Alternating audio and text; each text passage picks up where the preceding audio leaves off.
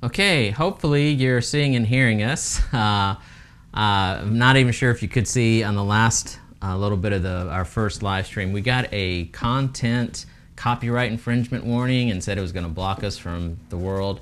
Not sure what the copyright infringement is. It has never happened to us before. So we stopped it and we're restarting here. So hopefully I'm going to check our page here and make sure we are online, and it says we're online, so hopefully this is going to solve the problem. If you missed it, the first part, I have no idea where they did or didn't cut off this live stream. So we were talking about the helping hands being go to betterknowaballot.com, and it tells you how to vote in your state. So it's kind of confusing. It can be because every state's a little different, and so if you're confused about where can I go to vote live, how can I mail something in, whatever, just betterknowaballot.com. Click on your state, give you all the information you need to vote. And then we went to Aspen's object lesson video, which is what we're going to do now in case it got cut off. We just don't know. So if you did see it, I hope you enjoyed it enough to see it again. If not, here is Aspen's object lesson, Gazing at the Stars. Today, we're gonna shoot for the stars!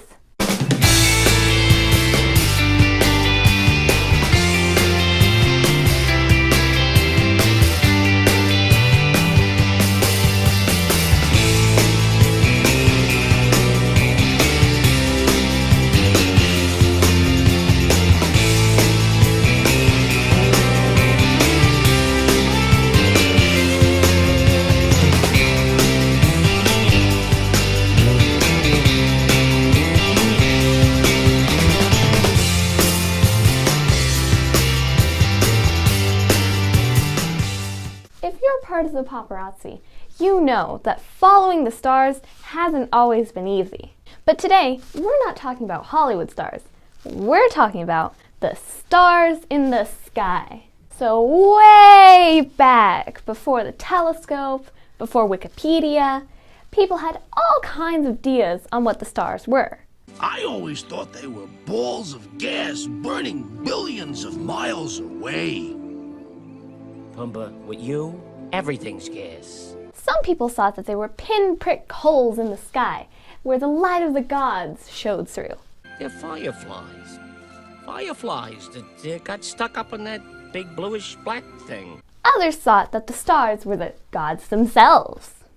Somebody once told me that the great kings of the past are up there, watching over us. Really? You mean a bunch of royal dead guys are watching us?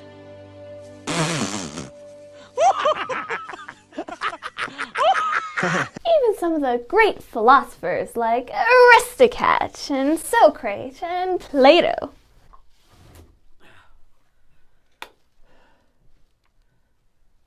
Aristotle, Socrates, Plato. Who are they? They thought that the stars were part of an elaborate system of spheres and orbs that made up the universe. Obviously, today we know better.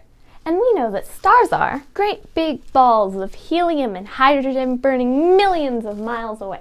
And stars have always played a big part in human history. Early on, people watched the sun, moon, and stars in the sky and how they moved. And from that, they created calendars. Later, sailors learned how to use stars to navigate in the open sea.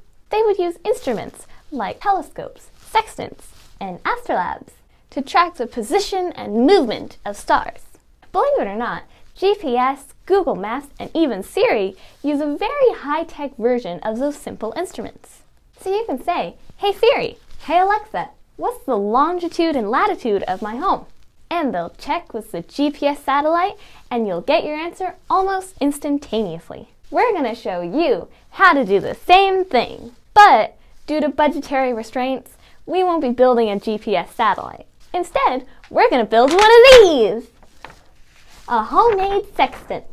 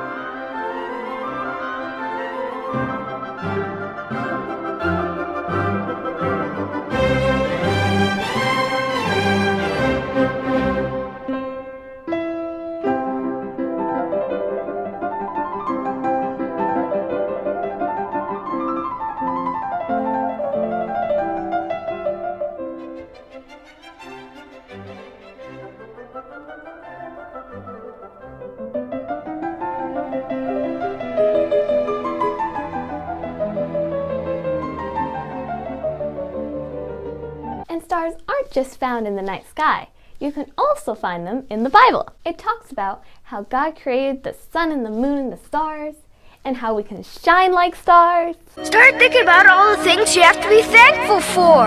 Then do everything without complaining or arguing, and in this crooked world, you'll shine like stars in the universe. Be thankful for everything.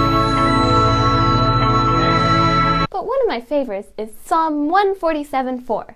It says, He counts the stars and calls them all by name. So on the next clear night sky that you have, go outside, look up, and know that there are way more stars than you can even see. And know that God created all the stars and knows them all by name. And He created you, and that He knows you by name. And that's why we can say, God made us special, and He loves us very much.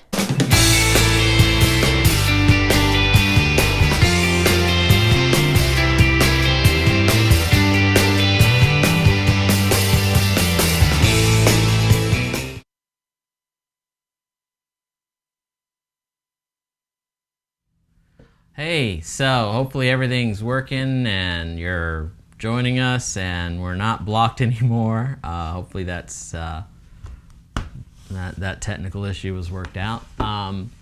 So today I was going to go over and join Miranda in Studio 2, but it seems that she has chosen a new partner to be with her doing these live broadcasts, and apparently she prefers this partner to me. So let's go to Studio 2 with Miranda and her new broadcasting partner.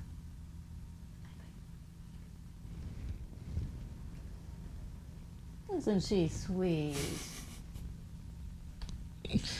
There's no way she's going to be as smart as me. I would think she's questioning that right this minute.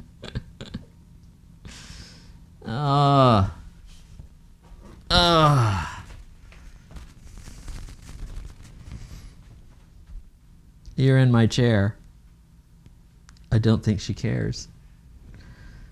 Aspen?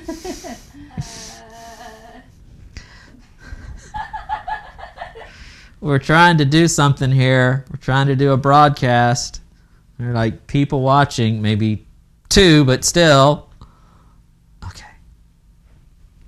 Just so you know, as Kitty, or as Aspen, just before Aspen was joining her live stream Sabbath school class this morning, Kitty went down and literally sat on Aspen's, well, not sat, she kind of laid the front part of her head on Aspen's open Bible.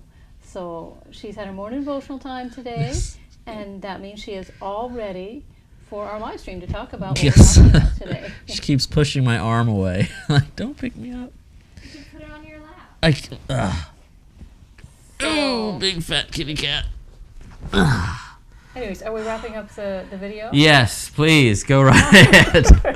Well, it's a lot of work to move that kitty cat, but she doesn't seem to mind too much. So lifting weights. yeah, we're just gonna talk about Aspen's video a little bit. It was about stars, of course, and how to use a sextant to align and to the North Star and figure out where you are. Well, we're going to, well, okay, so way back when, hundreds of years ago, when the ships would get blown off course, maybe because of a storm or something, when the storm was over, they would bring out their sextant and measure, point to the North Star and measure 3 times, and then make calculations and figure out where they were and then how they could get home. And so we're going to say that God is a North Star. And sometimes, there's storms in life and things happen in life, and we get confused, we're off course. We aren't sure where we are and where we are supposed to go. And so it's a good time to focus on God and His wisdom and go back to the basics of what He wants us to do. We tend to make ourselves even more confused when we tend to look at our own wisdom and base our actions on our own wisdom that will be selfish usually. And yeah, so but when we base our actions on God's wisdom, then anyways, what we're talking about today is a quote by Martin Buber: "All journeys have secret destinations of which the traveler is unaware." Okay, so secret destinations, God has those for us, and that is where we arrive when we align to His desires for us and what He wants us to do. He has all these secret destinations for us. I thought it was interesting that when we were making the video, I was looking up stuff about navigating and everything, and it's interesting. The U.S. Naval Academy just recently brought back requiring all their graduates to be able to use a sextant and to be able to navigate by the stars.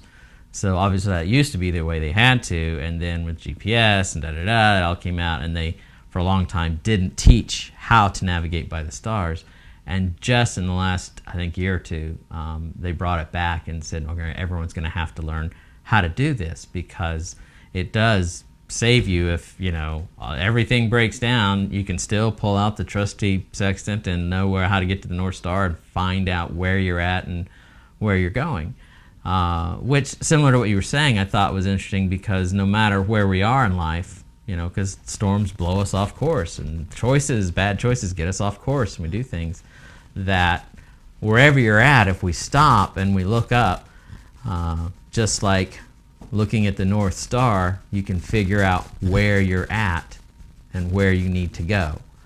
What you were saying, we stop and we look to God and figure out, here I am, and that's the path, back to the life that God wants me to have, and which I thought was kind of interesting. One of the things in the airline industry with pilots, they'll find that pilots tend to trust what they see rather than their instruments, and many pilots have actually crashed their planes into mountains and the ground and everything because they didn't trust what their instruments were telling them. And what they thought they saw, what they felt, and they thought, no, I think I'm doing this, they'll find that in the end they were wrong. The instruments were telling them, you're upside down, or you're flying into a mountain, and they wouldn't believe it, and had disastrous events. So again, looking to the North Star. Sometimes what God tells us to do does not feel right to us at all. And but it can certainly save us from, take Shadrach, Meshach, and Abednego, for example. Mm-hmm. I mean, how could it feel right to choose knowing that you would go into the fiery furnace if the king didn't change his mind? Yeah. And yet they chose to serve God because they loved Him. They clearly had a relationship with Him, or they would not have been able to choose death over, riches, basically. And they had some worldly honor there in Nebuchadnezzar's kingdom.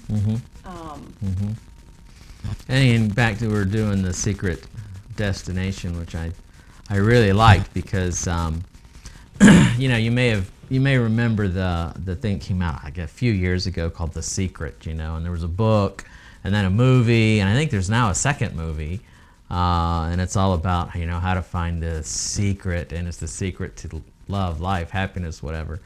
And in the end, it turns out to be very much what, like you were saying yesterday. Yeah, well, I kind of looked it up this morning as well, because it was interesting. The person who wrote it, it's very much, I am the kingdom. I am,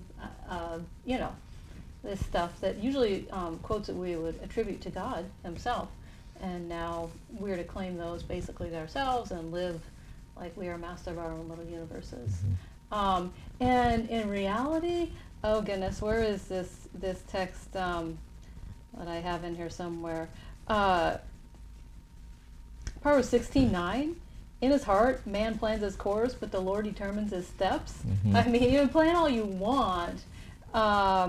Basically, our plans are like toothpicks in a hurricane. And done, gone, and you're never going to see him again.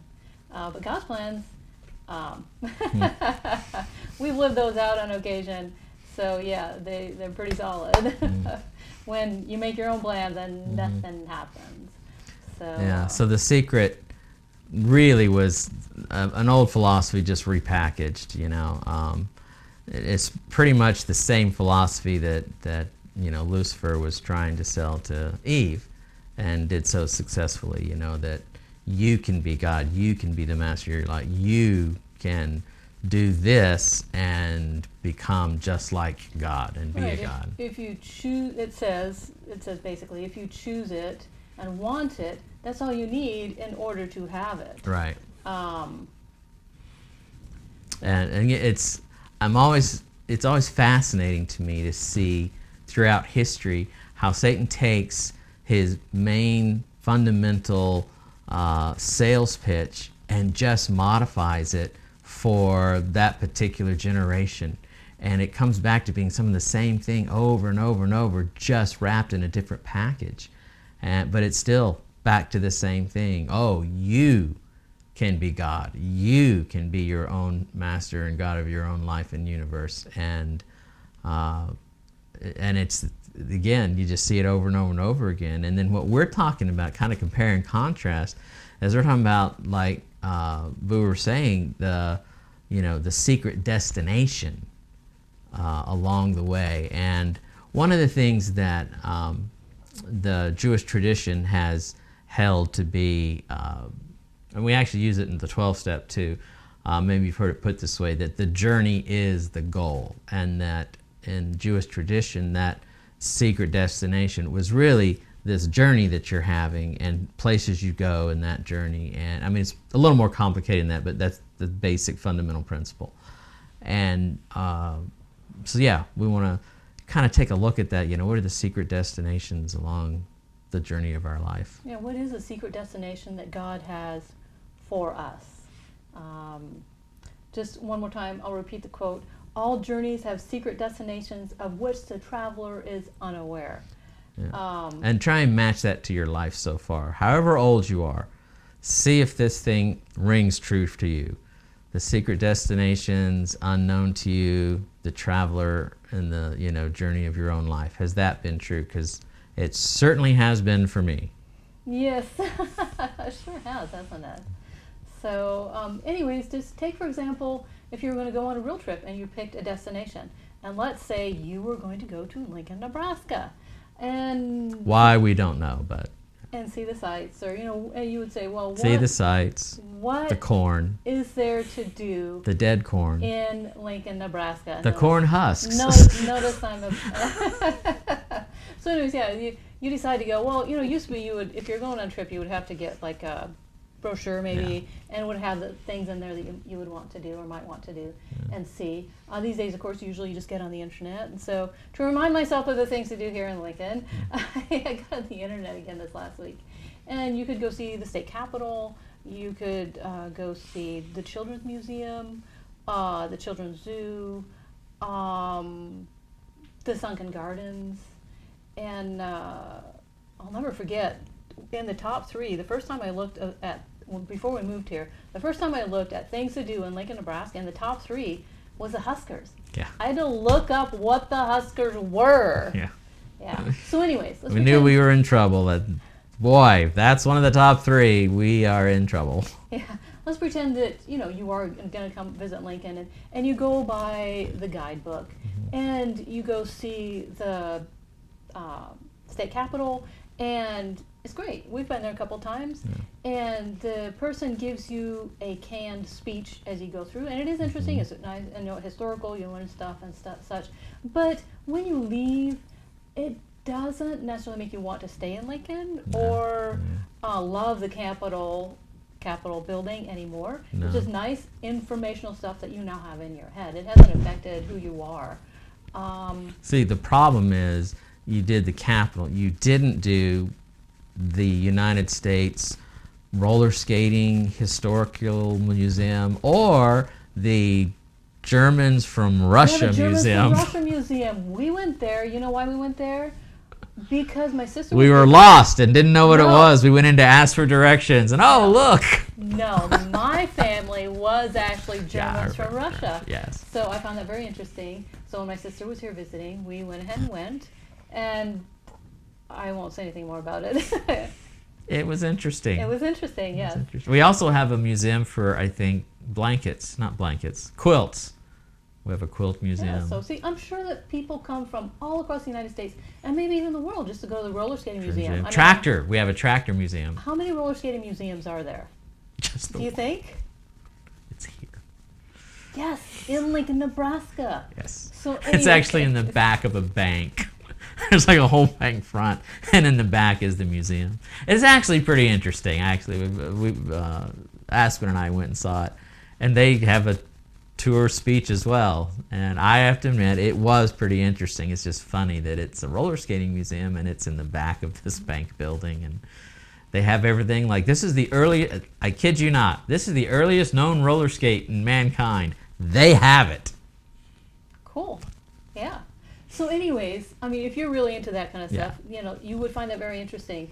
But in the meantime, what if you just toss aside all of those things like that and you just went wandering around downtown or, you know, through Lincoln, and now is when you find those little things that really grab your attention and you really enjoy. Like, take for example, I mean, we've lived here long enough that we have found our favorite bakery that bakes fresh cinnamon rolls every single morning. I mean, oh, it's so awesome to walk into that store and have warm cinnamon rolls. Yeah, I mean, you'd have to go through all the work of baking it yourself and such. So I find that rather wonderful. And now is when you're starting to create a relationship. You have warm fuzzies about that. You know, you get warm fuzzies about, you know, oh, so the farmer's market. Oh, the farmer's market.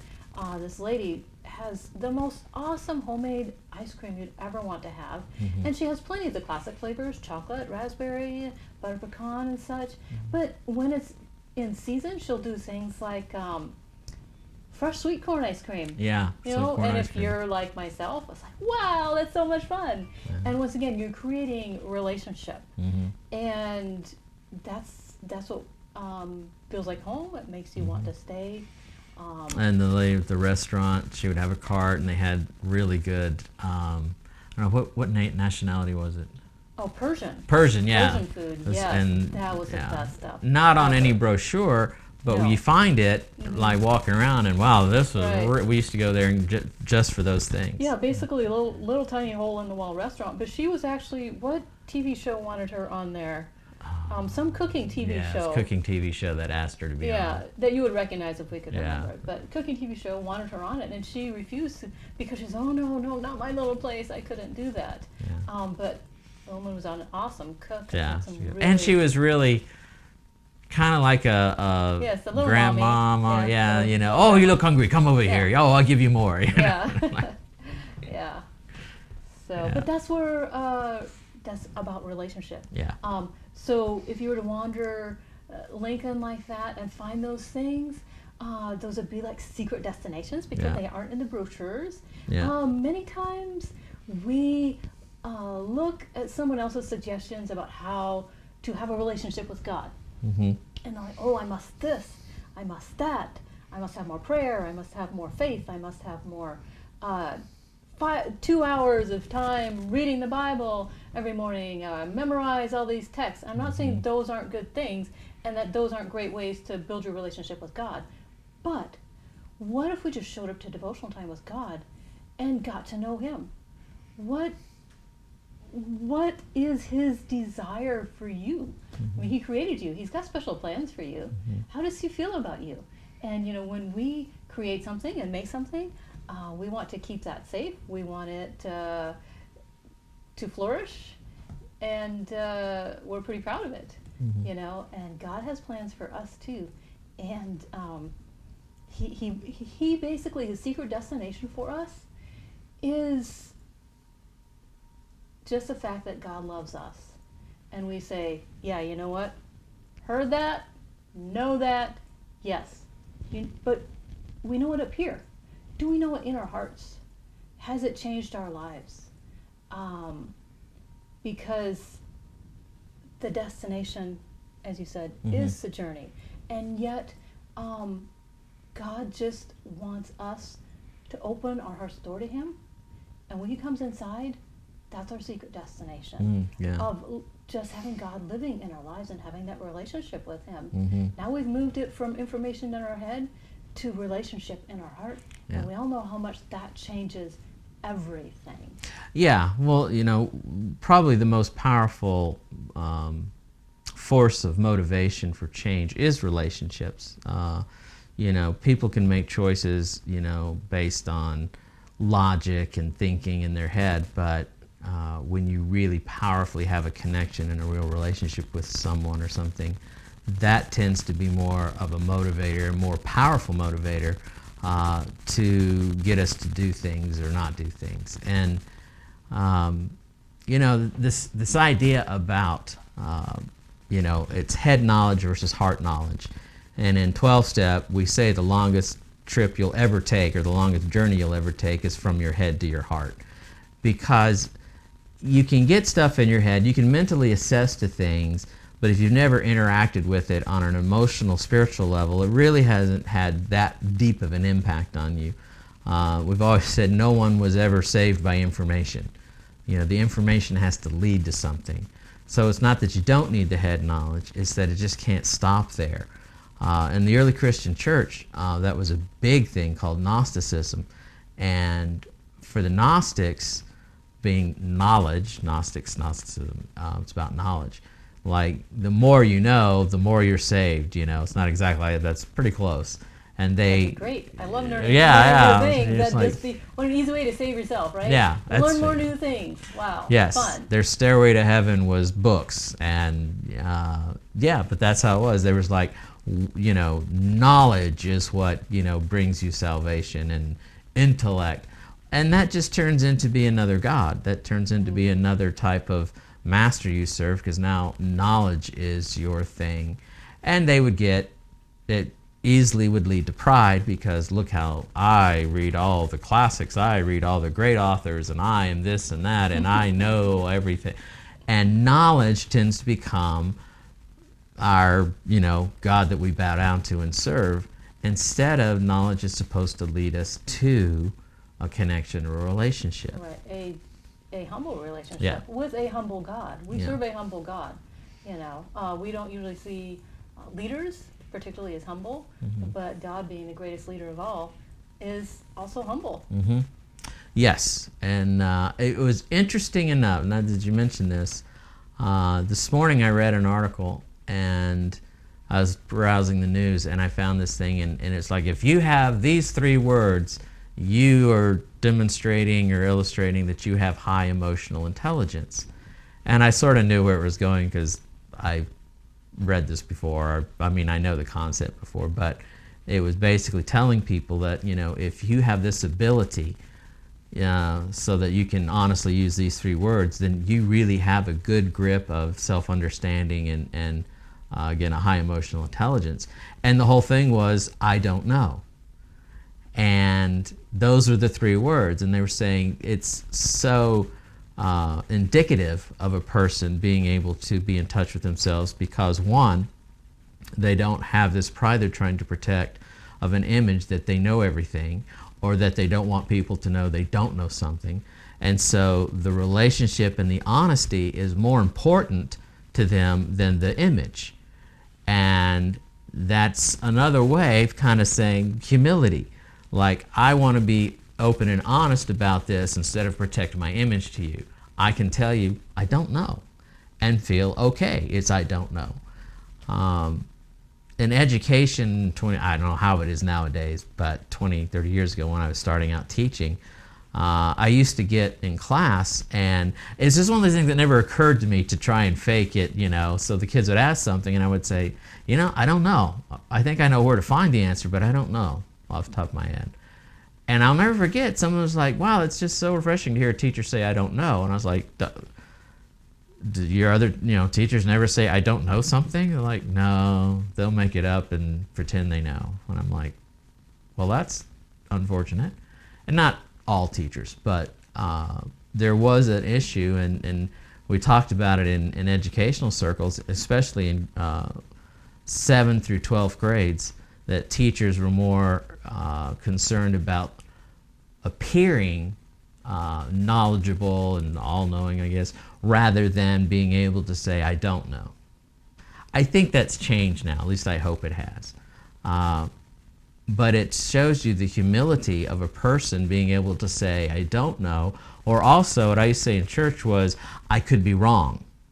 Even if I have an opinion and I have a belief and I'm in a conversation with you, I'm not so grounded into my position that I can't be open to hearing yours. Because humility says, I'm not the end all. I could be wrong. And that's a much better position to be in, especially if later you are proved to be wrong. And you could say, well, I thought I was right, but I was wrong. That's okay. I've learned. Let's move on. Yeah, well, that's why we have such a hard time opening the door of our hearts to letting God in and Jesus in, because we don't want to give up that control of having our own way being right. Yeah. Because our own way does not clearly always line up with the North Star. Yeah. And actually, head knowledge is safer than heart knowledge. Right, because we can see it. It's been proven technically. And I'm not risking my heart and spirit. If I'm just stopping at the head knowledge, that's safer, because it's like, well, it's all up here. I'm not really risking a lot. We're still in control. Yeah. Technically speaking, we feel like we're still in control when it's up here. We know a lot of stuff. Yeah. We know how it's done. We know how to do it, but have we actually done it? Yeah. But that's the problem with having the head knowledge, is we think because we know it that we have done it. Yeah. And it's not the same. Yeah, it's not the same. Definitely not the same. Yeah. I guess a good scene out of, if you're into movies, Good Will Hunting, where it's after Matt Damon, the main character, is, tried to, break down Robin Williams', ego by talking about his wife and who had died of cancer and stuff.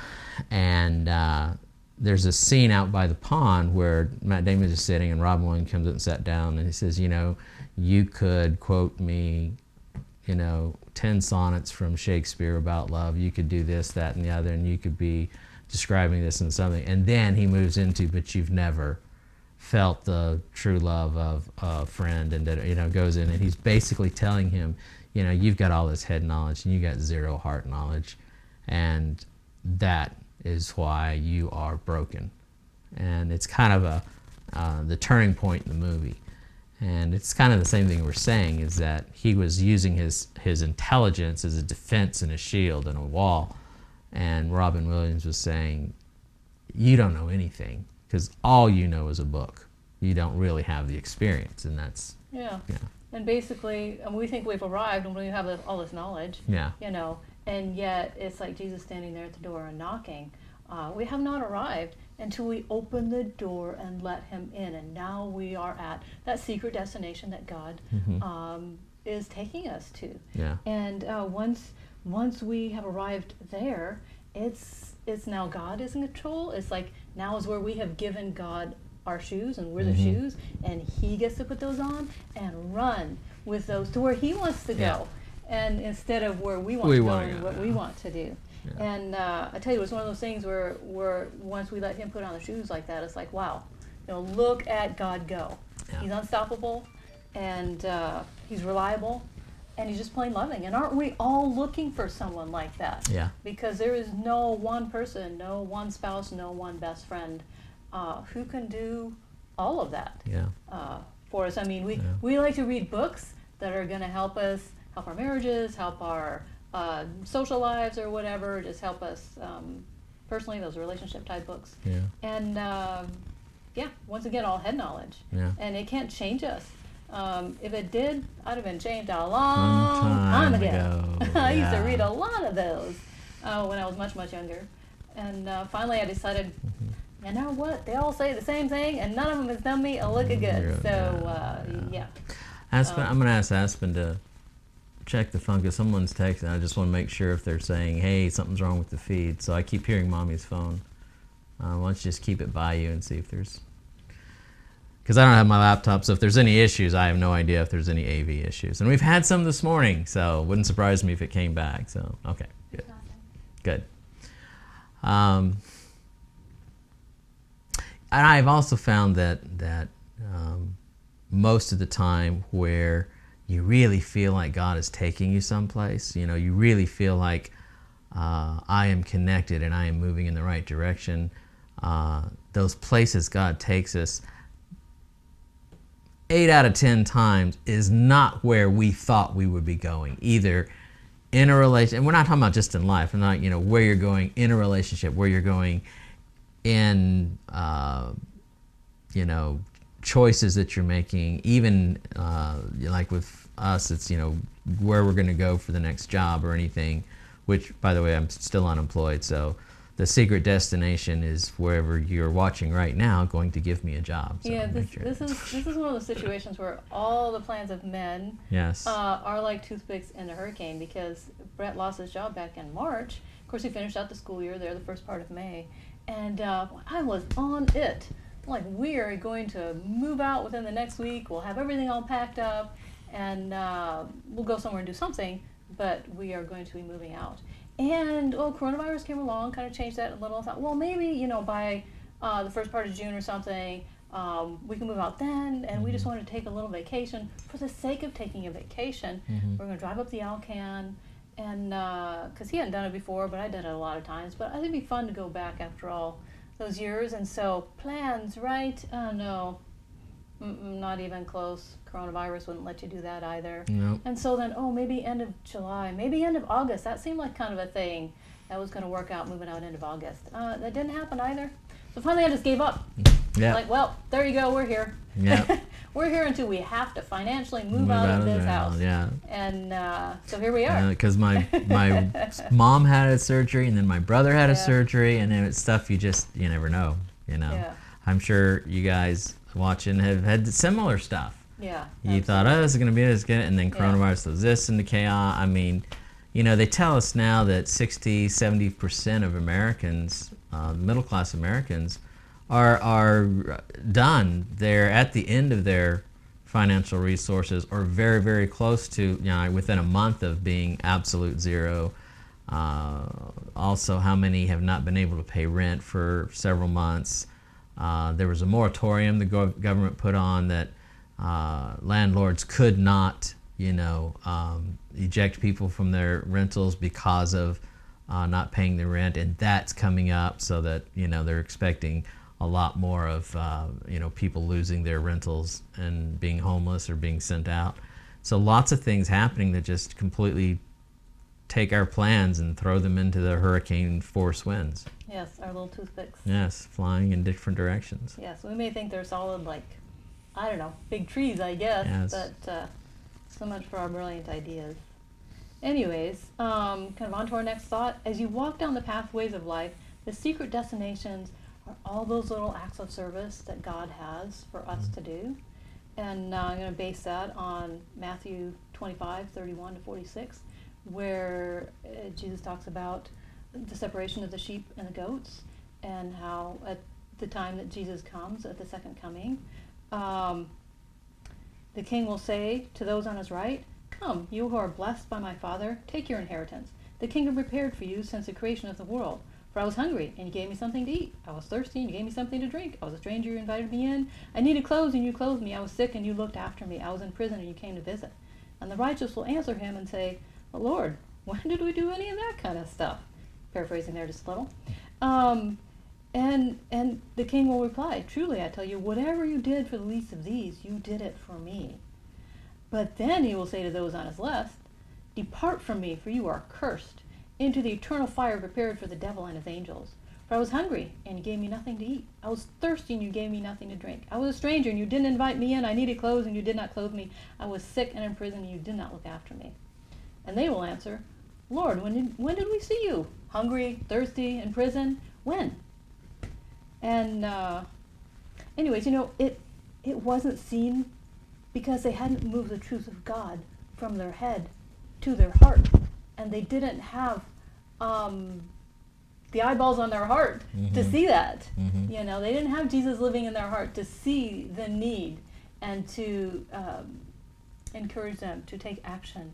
And the thing is that there isn't anything big listed there. It's all these small actions of service. God didn't say, well, because you've spent 5 hours a day every morning reading Exodus and Leviticus and Deuteronomy, now welcome to the kingdom of God, folks. No, he said, because you did these little things, because you gave your neighbor, I don't know, maybe they needed to borrow your dolly or borrow your bicycle, or just, can you come over and help me do something? We have a neighbor that Brett helps out because he's deaf and Brett can sign. So, or in these times of coronavirus, maybe someone needs you to help them out because financially they can't do it. Maybe they just need to ride somewhere or something. And it's just those small acts of service that God says, because of that or lack of that, that's the deciding factor. Yeah. It's like I used to say in churches, all ministry exists to meet a need. If there's not a need, there's no reason to have a ministry. And when some people come, oh, I have a great idea, I want to do this, I want to do that. One of my first questions would be, so what need are we trying to fill here? What hole is it we're trying to say, oh, we have this here that we need to make sure, gets taken care of. Because ministries are great, but starting one, just for the sake of starting one, usually doesn't work out so well. Usually it's much better to go, I see a need and there's something I can do about it, so we're going to do something. And that's one of those secret destinations along the life journey that you just don't know what's going to come into your life or what God will bring into your life, where you're moving along and then God puts someone in your path of, that they have a need that you can do something about, that you may have never even thought of before. And all of a sudden you have the opportunity to impact somebody's life. And that is a place where we find some of the greatest joy is when we can do something, especially if it's something that, we're passionate about or we like to do, and it helps make a person's life or the world a better place. The feeling you get from doing that is, I think, kind of the idea of what God intended our life to be and what heaven is actually going to be a lot like. You being you, doing the things, the talents and skills God's given to you and the passions He's given you to make a difference in someone's life and make the world a better place. And that is like the greatest joy in the world. And all of a sudden it's not like work anymore. You want to do it. Even if it's hard, you enjoy it and you want to do it. C.S. Lewis talks about the Christian battle, and he says, we liken it unto a war, and a Christian goes into, the spiritual battle as a spiritual warrior, and the one idea you get is that, oh, it's got to be exhausting going in and fighting over and over and over again. And then he compares to, but imagine if you are the soldier who goes into every battle and always wins. And then a battle so much isn't a looming, point of fear and anxiety. It is you have the success of knowing that it's God already fighting the battle, already winning the battle, and you will win every time. A whole different feeling, Yes, it's much like where Jesus said we must become like little children. Because little children have that kind of faith and trust in their parents to take care of them. I mean, what 2-year-old, 3-year-old, 4-year-old doesn't believe that mom or dad isn't going to show up and, fix them lunch and put clean clothes into their, drawers and not leave them on the side of the road after school for 3 hours because they forgot to pick you up. Not that that's ever happened to me, Mom. Okay. We're sorry you're not over that, sweetie. It was just once. But anyways, yes, on occasion you might forget your children. But it was funny because my dad got home and he was going around. He tells it funny. He's walked in and he went in the kitchen and Mom was there, making something. He was like, wow, it's quiet. And he said to my mom, I said, Nada, where's the kids? And she just froze and dropped like, oh God, and ran out to the car. It was funny. Yeah, but now it's funny. Yeah, right. But God doesn't do that. He's always a North Star. He's always in that place that we can trust Him to be there and do the things for us that He tells us He's going to do. His promises, we have a hard time believing them sometimes because we aren't always seeing them acted out and worked out in our lives at the moment that we think that they should be worked out. But his promises take shape and form at the appointed time. Yeah. You know, so anyways, we can trust God and we can trust his promises even though we can't see that right that minute. It's like the Israelites who crossed the Red Sea, right? I mean, God went ahead of them. Oh, let's see. It was Psalm 77, 19 to 20. I just so happened to read that this last week. And I was like, oh, that goes so perfectly with what we're talking about. Because verse 19 and the NLT version, your road led through the sea, your pathway through the mighty waters. A pathway no one knew was there. Who knew there was a path across the Red Sea under the water? God had promised to take them to their promised land. He chose to do it his way. They didn't have to go across the Red Sea. They could have gone across on dry land much shorter and such, but God chose that way because he knew it was best, and he knew that path was there even though they didn't. He just, hey, there's a path. There you go. Yeah. You know. And it is kind of, it made me think of like my first teaching job. You know, I desperately wanted to teach in an academy, and I just couldn't get a job. I wanted to be a Bible teacher, youth chaplain at an academy. And I couldn't, and I was giving up. I saw no path forward to securing a job like that. And it actually came about through a friend who recommended me for a job without me knowing. I had talked to him, I didn't know anything about it, and yet God had arranged certain things both in my life and his life to come to a point at just the right time for that door to open. Well, there was a path to something I had believed God called me to do with all my heart. I thought, I know I'm supposed to do this. I just don't. I've tried. I can't get there. And then out of nowhere, I get the call, and then I can see. I can look back and go, so that was the path to get here, and I would have never seen it. Yeah. This is a slightly different view of that sort of thing. Well, one, God has provided jobs for me in the past and just things. But anyways, there was in the last 5-6 years since we've been here, every now and again it was like, oh, you know, a few extra dollars per month would be nice, right? So maybe I can just pick up a part-time job somewhere. Do you know that every time I asked God for a part-time job, that he got Brett a second job on the side? We have a debate whether this was divine intervention or not. She asked for, Lord, give me a job. Oh, you know, never mind. I'll just give him another one. Well, that's certainly how it seemed to work out. Every single time, like right after I'd prayed that, something worked out for Brett to make some extra money. Ooh. You know?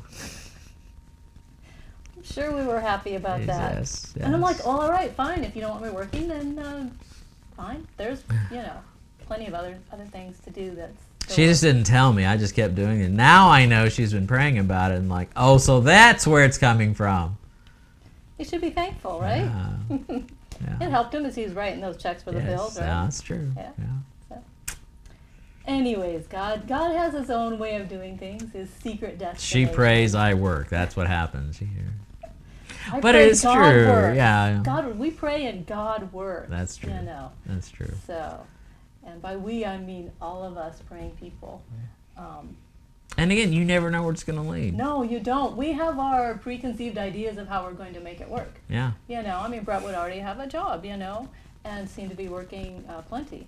And so it would make sense that maybe I picked up a few hours here and there. And no, God clearly did not see that as a solution to the problem. So yeah, but A leads to B leads to C, and you know, like when I took ASL way back in the day, it was just for fun, and who knew later it actually allowed me to have a job when I needed a job desperately at the camp, and then I can teach ASL, and now I'm teaching it online. You just never know where God opens this door because He's going to use it down the line. Yeah, and while it may seem a small thing to us, lived just a house down from a guy who's deaf. You know, he was lifelong deaf. And it's great for him. We know sometimes he comes over just to talk. Yeah. You know, and various other things that Brett can do for him, take him places and help translate for him and such like that.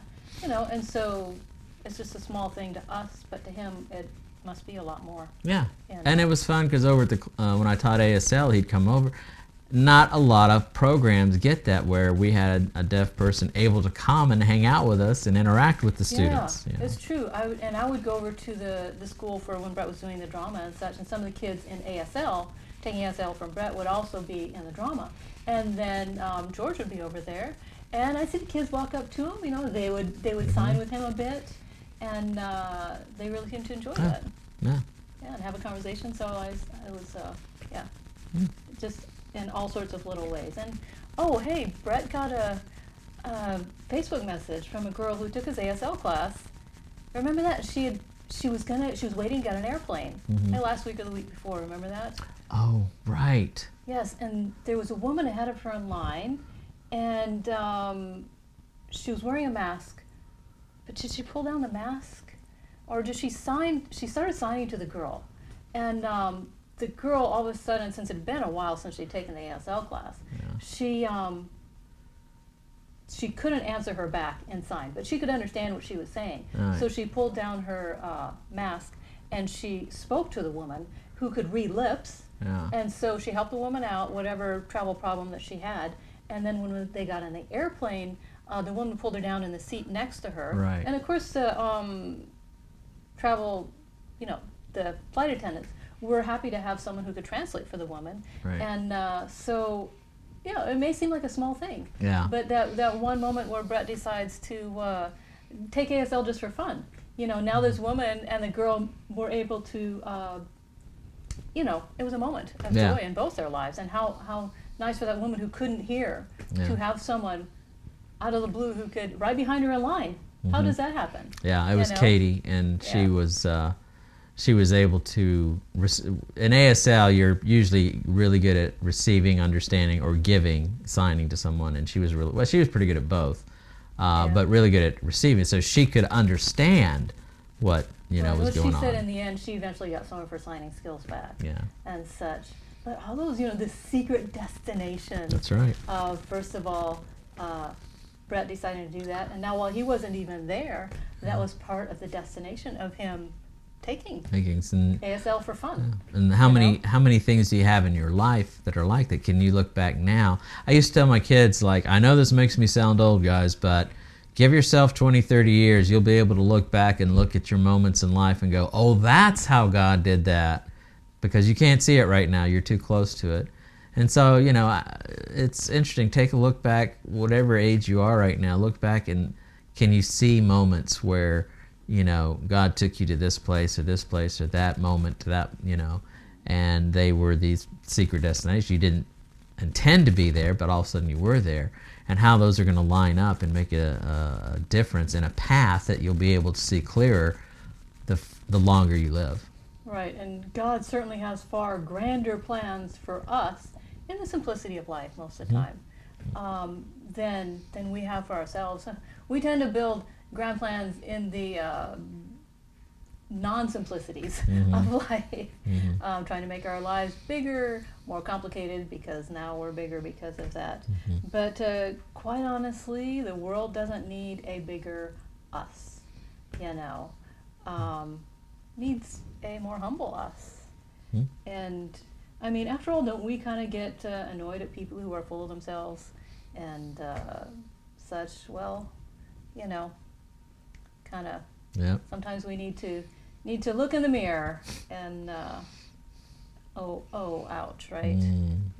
So anyways, God's grand plan for us is that we accept all the beautiful gifts that he has for us, like patience and kindness and forgiveness of others and such, and his love for us. He just wants us to accept that love, and life kind of comes alive after that. And then that's when we start arriving at these secret destinations that God has for us. By living out our loving relationship with him. Was that our big ending? Right. The secret destination lives within our own hearts. Yes, gotcha. By the power of God. By the power of God. Yes. Yes, and it was a space that God created to live in. But we as humans tend to fill it up with stuff that are much like those toothpicks that blow away in a hurricane. It's like more like a fog that dissipates after the sun.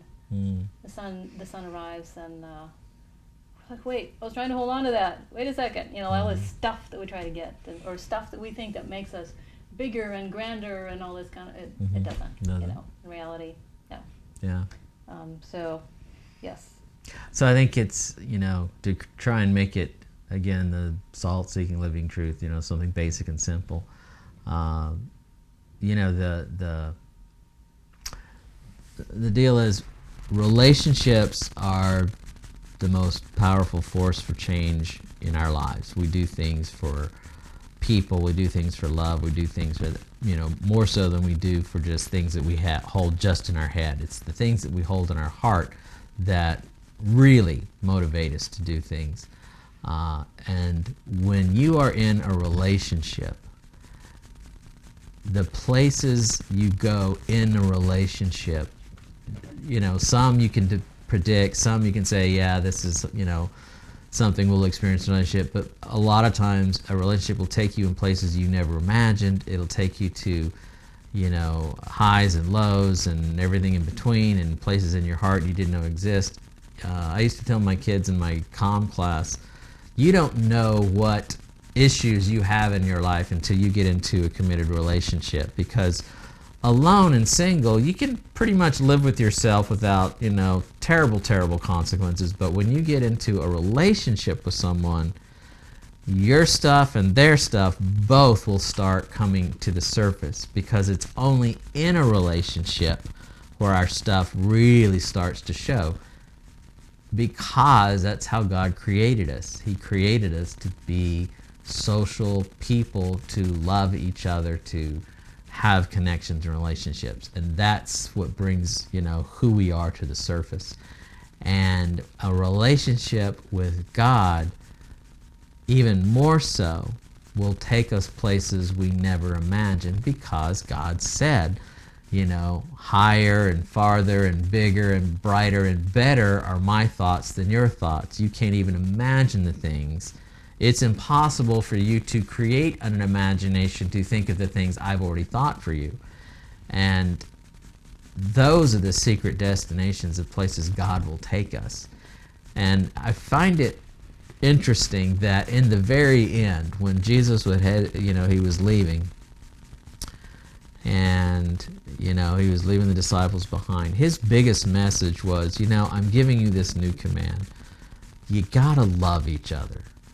Just love each other. And in the last part of John, you'll see where Jesus prays for, and he ends up praying for everybody. He prays for the disciples, he prays for, in the end he says, and I pray for all people. Which you might not get in the, just reading that in the Bible. The actual Greek in that particular sense would have been very specifically, I'm praying for Jews and Gentiles, which was kind of the coming together of, there's no more separation between y'all. You're all one. And I want you to be one, and I want you to love each other, which was a pretty powerful message, especially at that point, telling these, converted Jewish fishermen, and I want you to love all these people you've been taught are unlovable and unsavable. They're now your brothers and sisters. You are to be one. And the relationship and the connection was the thing he was emphasizing as he left. Right. Well, going back to the relationships of people, in marriage relationships or committed relationships, if we just focus on ourselves and what I need and what I should be getting out of this, you end up with nothing. Yeah. Because that's going to end the relationship right away. It's when you and that makes your life clearly much smaller. It's when you focus on the relationship and how you can grow that bigger. It benefits you and the other person in your relationship grows. Yeah, if you want an example of what a selfless relationship feels like, get a cat. Kitty loves us. They take and give you fur on your clothes in return. It's a mutual loving relationship. They take your chairs and refuse to leave. Because she loves us. Because she loves us. No, we actually do love our kitty. She is. Over the years, she's mellowed and become quite nice. Yeah. No, she has. See, she's been taken to her secret destination of becoming a calmer, milder, caring kitty. Yes. Yep. All right, so we ventured off. But anyway, Thank you for joining us. thank you for today. joining us. Keep that in mind. You got way more secret destinations planned for you don't even know about. Yes, and fun ones. And fun ones. And the way you get there is every day connect with God. Yes, let God be the eyeballs in your heart. Yeah. To shoes, you're the shoes. Yes. All right. Happy Sabbath. Thanks for joining us. And if you actually are watching later after we're over, still type in, let us know you're here and where you're watching from. And if you have any input on what we've said today, or share with us some of the places God has taken you, it's always fun for us to hear, and we like to maybe share that next week with others. And so, yeah, let us know you were here, and have a great rest of your Sabbath day.